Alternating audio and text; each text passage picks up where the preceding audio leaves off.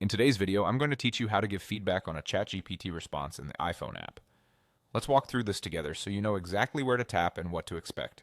Start by opening the ChatGPT app on your iPhone. Make sure you're connected to the internet and signed in so your feedback can be saved.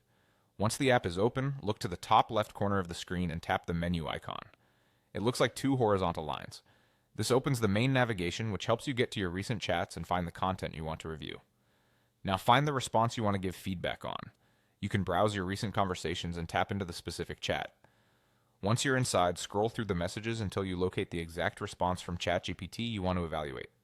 Keep in mind that your feedback is tied to that specific answer, so it's worth double checking that you've selected the right one, especially if the conversation includes multiple responses on a similar topic. Next, scroll all the way down to the bottom of that response. Some answers can be long, so take your time and keep scrolling until you reach the end of that particular message. You're looking for the feedback icons that appear just beneath it.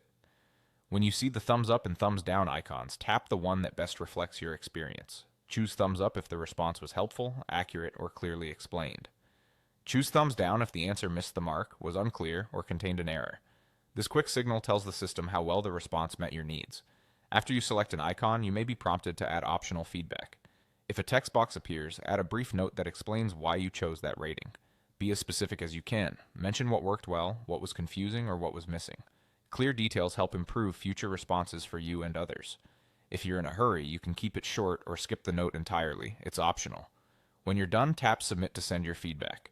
That's it. You've successfully provided feedback on a ChatGPT response in the iPhone app. Taking a moment to rate and, when possible, explain your rating makes a real difference. Thanks for watching, and feel free to repeat this process whenever you come across a response you want to highlight or improve.